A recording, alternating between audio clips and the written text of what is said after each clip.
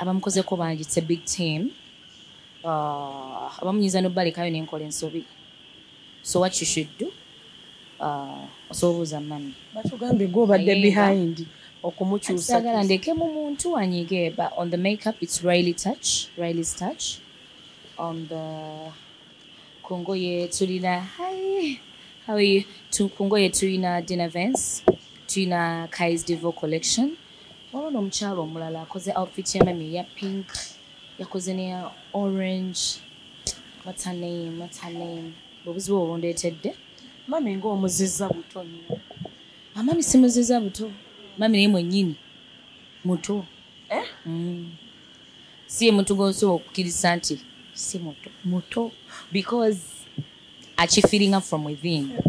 Ekitegeera within omulaba ye isanga mutani wajja banaye muli mutya mugamba mutya afubye to keep herself young by surrounding herself n'abatototo, the young generation, keeping her updated n'ekigenda maaso munsi the trends eziliko ekina kyakikoze nnyo and sinze muzizza obuto naye okusookera ddala naye mwennyini yefiringa nti yes nkyalinamu amaanyi agakola namwe abato bemukola. Kitandikira ku gwe ng'omuntu. It's not about kyoyambadde oba kyolowooza oba ki, but how you feel. Era yajjayo kiri engombe egamba nti age is just a number. Batugambye nti ebintu okoze ku bingi nnyo musheno. Vampires. No, thing is, mama wange, oyinza okumbuza olugava atya mama wo. But mama wange wokunsi.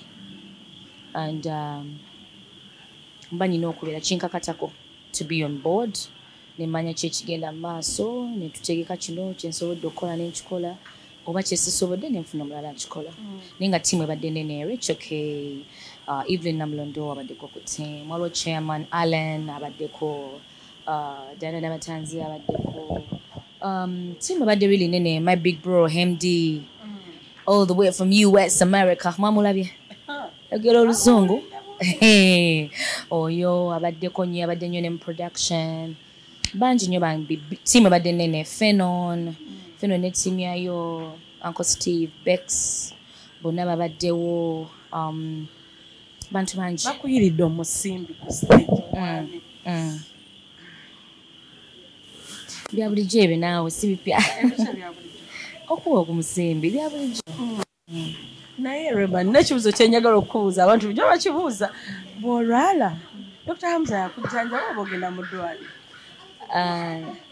ng'oggyeko buno obulwadde obutonotono tetukyasasula nnyo bagita consultation abamanyi nti this is what you need n'ebino ebirala since is a gynecologist si gynecologist wange I have my own gynecologist bamuyita Dr. Ndabati era tekikkirizibwa mu mateeka agafuga obusawo okubanga you handle your family nga mu mateeka matuufu tekibayo tebabakkiriza so nina wange okuleka bino ebyamangu ebyo nga talina byeyingiramu nnyo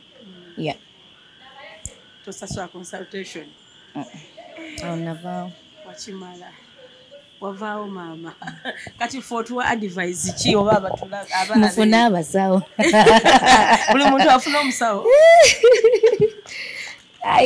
buli muntu afuna amwanguyira buli muntu afuna amutegeera buli muntu afune mukwano gwe buli muntu afuna omuntu gwawuliramu emirembe kimanyi mufaananisa okufaanagana ne Dr. Hamza olinga muzungu mweru setufaanagana oyagamba nti amufaanana ng'omusajja kati no kyengamba no ati abantu balwawo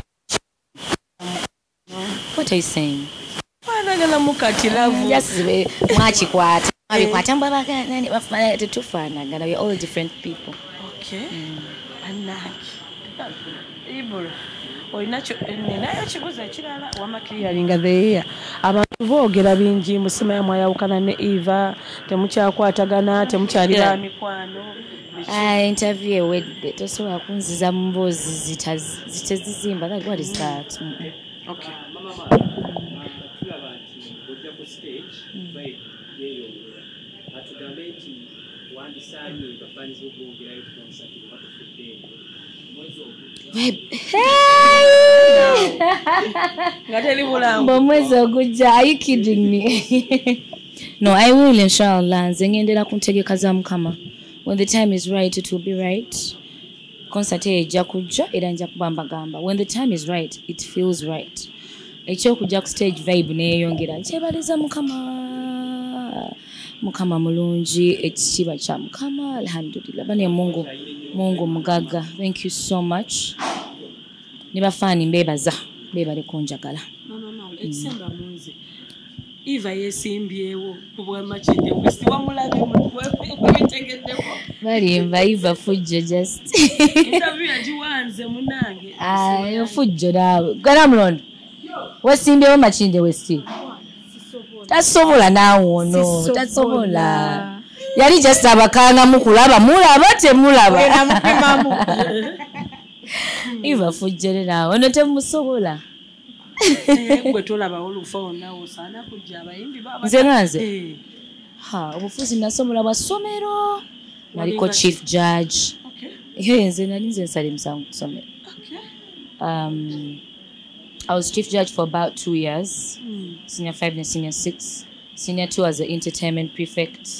Naliko kyawe kirala sijjukira. I think that's it. Naye nga sibisobola ebyo kati manyi kuyimba.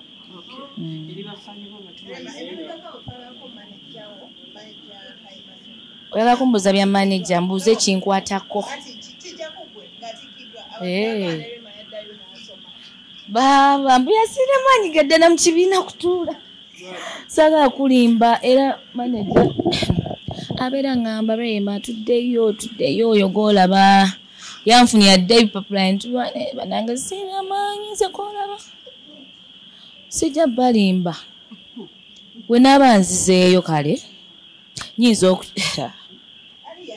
kijja kuva wala ne simpuya sina manyi gadda mu kutuula mu kibiina naye tomanya inshallah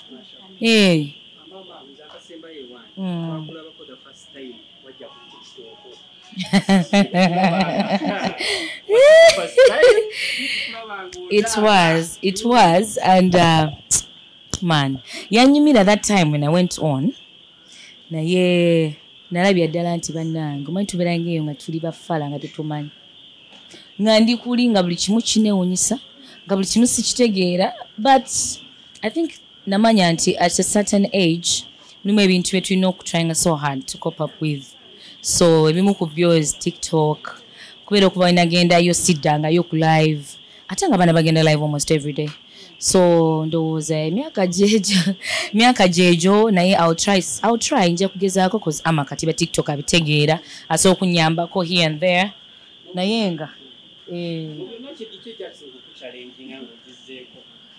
abaana abo baŋŋamba nti sina kuseka nnyo ku TikTok mbu sirina kunywerako glaasi sirina kuliirako mmere ne bagamba ajjako wiigi ate lipstick musanguleko ebyana ebyo nga binseera magezi birabe bwenfaanana mu factory setting buli kivuga nga ajjako kino ajjako kiri but it was fun yali twali tunyumya. It was really fun. I had so much fun and I think sometime one of these days I'll go live. Yamulonja ina energy eyo nze gye siina okitegeera kye nkugamba so nkugamba it goes back to nature okitegeera ayina muntu wafujjofujjo so ebintu bimwanguyira bana emwebanye mwebalire ddala Later.